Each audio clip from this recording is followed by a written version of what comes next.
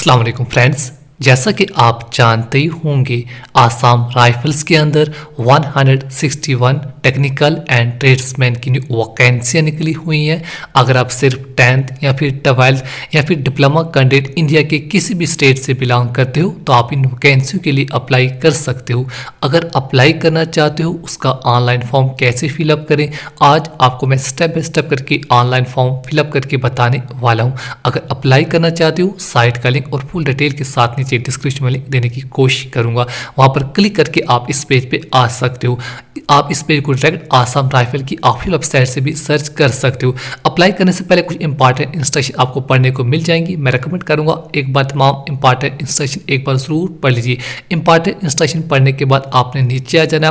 नीचे यहाँ से अपने स्टेप बाय स्टेप करके पूरे फॉर्म को कंप्लीट कर लेना है। सबसे पहले आपने एडवर्टाइजमेंट नंबर यहाँ पर सेलेक्ट कर लेना है। जो फिलहाल जो न्यू वैकेंसी निकली हुई है टेक्निकल एंड ट्रेड्समैन की, आपने इसी एक ही नोटिफिकेशन निकला हो आपने इसको सिलेक्ट करने के बाद मेल या फीमेल कैंडिडेट जो भी फॉर्म को फिलअप कर रहा या रही आपने मेंशन कर देना है। मेल फीमेल सिलेक्ट करने के बाद नेक्स्ट कॉलम में आप किस स्टेट वगैरह से बिलोंग करते हो आपने अपना स्टेट यहाँ पर सेलेक्ट कर लेना है। आप इंडिया के किसी भी स्टेट से बिलोंग करते हो तो आप अपना ही स्टेट यहाँ पर सेलेक्ट कर सकते हो। All India candidate can apply this vacancy. State mention करने के बाद जिस भी ट्रेड जिस भी पोस्ट वगैरह के लिए आप अप्लाई करना चाहते हो उस पोस्ट को आपने मेंशन कर देना है।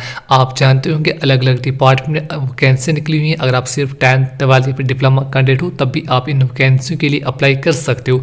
अब आप अपनी एजुकेशन क्वालिफिकेशन के मुताबिक जिस भी पोस्ट वगैरह के लिए आप अप्लाई करना चाहते हो उसी पोस्ट को आपने मेंशन कर देना है। मैं रेकमेंड करूँगा अप्लाई करने से पहले आप एक बार नोटिफिकेशन जरूर पढ़ लीजिए, नीचे डिस्क्रिप्शन में आपको लिंक मिल जाएगा।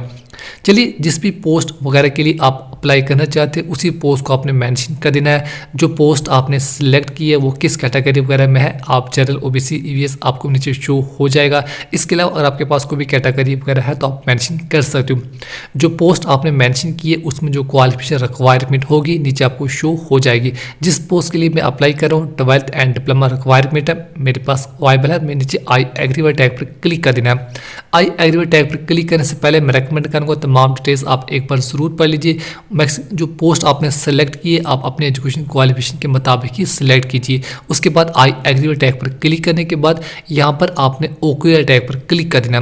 यू आर सिलेक्टेड, जो ट्रेड आपने सेलेक्ट किया आपने ओके टैग पर क्लिक करते ही आपके सामने एक न्यू पेज ओपन हो जाएगा। यहाँ पर आपने स्टेप बाय स्टेप करके पूरे फॉर्म को कंप्लीट कर लेना है।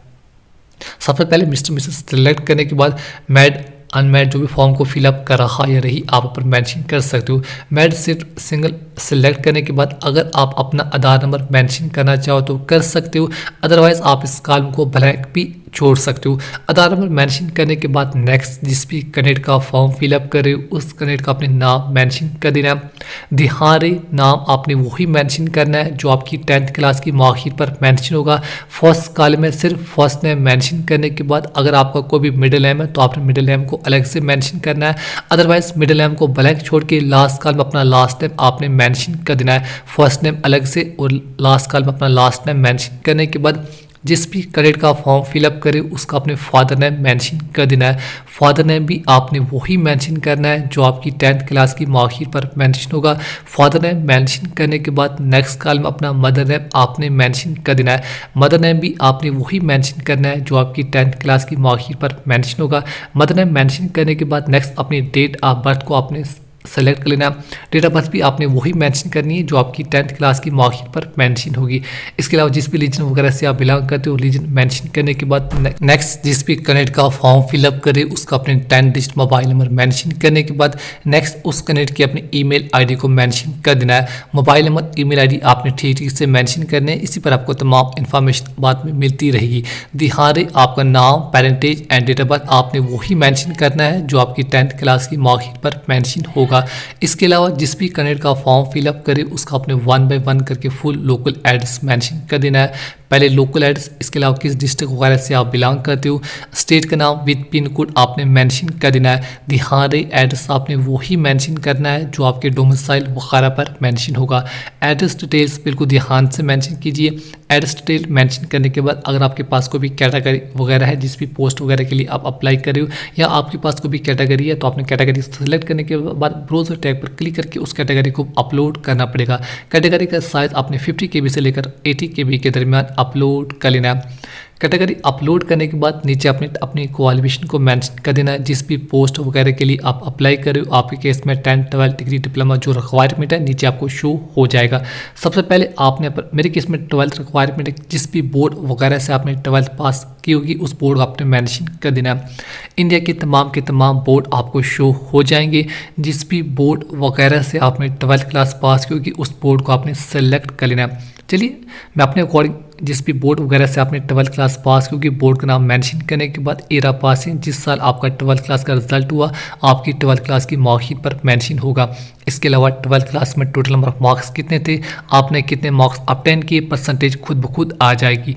याद रही 12th की डिटेल्स आपने वही मेंशन करनी है जो आपकी 12th क्लास की मार्कशीट पर मेंशन होगी। इसके अलावा आपके केस में डिग्री डिप्लोमा जो भी अदर क्वालिफिकेशन जो रिक्वायरमेंट है उसकी डिटेल सेम टू सेम आपने ऐसी मेंशन करनी है, बोर्ड का नाम।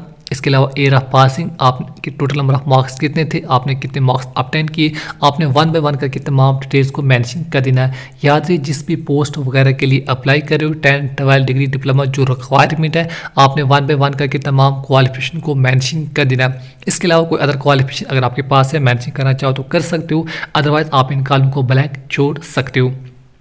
चलिए उसके बाद आपने नीचे आ जाना है।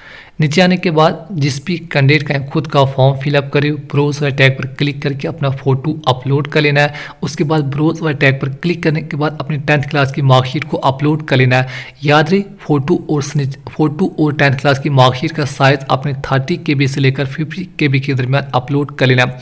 पहले ब्राउज़र टैग पर क्लिक करके फ़ोटो, उसके बाद ब्राउज़र टैग पर क्लिक करके अपनी 10th क्लास की मार्कशीट को अपलोड कर लेना है। आपने 1 बाय 1 करके दोनों फ़ोटो और 10th क्लास की मार्कशीट अपलोड करने के बाद इस साइड आईडी डॉक्यूमेंट टाइप आप इनमें से कोई भी एक डॉक्यूमेंट को अपलोड कर सकते हो। Domicile certificate, Aadhaar card, voter I card, driving licence, इनमें से जो भी डॉक्यूमेंट आपके पास अवेलेबल है उसको आपने पहले सिलेक्ट कर लेना है। डोमिसाइल सर्टिफिकेट, रेजिडेंट सर्टिफिकेट, इसके अलावा Aadhaar card, voter card, driving licence, इनमें से जो भी डॉक्यूमेंट आपके पास अवेलेबल है उसी डॉक्यूमेंट को आपने सिलेक्ट कर लेना है। चलिए मैं डोमिसाइल ही रख रहा हूँ, आप चाहो तो अपने आधार कार्ड को भी अपलोड कर सकते हो। ब्राउज़र टैब पर क्लिक करके इस डॉक्यूमेंट को आपको अपलोड करना पड़ेगा। इस डॉक्यूमेंट का साइज़ आपने 50 KB से लेकर 80 KB के दरमियान अपलोड कर लेना। फ़ोटो, 10th क्लास की मार्कशीट और डॉक्यूमेंट अपलोड करने के बाद नीचे अगर आपके केस में कोई भी FIR कोर्ट केस वगैरह है तो आप उस बॉक्स को टिक मार्क वगैरह लगा सकते हो, अदरवाइज आप अनटिक ही रहने दीजिए। इसके अलावा जिस भी प्लेस वगैरह से आप फॉर्म को फिलअप करें उस प्लेस का अपने नाम मेंशन कर देना है।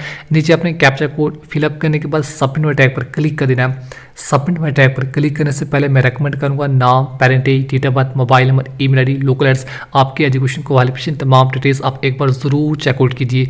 अगर कोई भी मिस्टेक है अभी भी आप इन स्टेप में एडिट वगैरह कर सकते हो। अगर तमाम डिटेल्स ठीक है तो आपने नीचे सबमिट वाले टैग पर क्लिक कर देना है। सबमिट वाले टैग पर क्लिक करते ही आपका फॉर्म लगभग कंप्लीट हो जाएगा। अगर आप जनरल OBC कैटेगरी से फॉर्म को फिलअप करें तो आपको इसकी payment online, net banking, credit card, debit card, ATM card के जरिए इसकी पेमेंट वगैरह करनी पड़ेगी।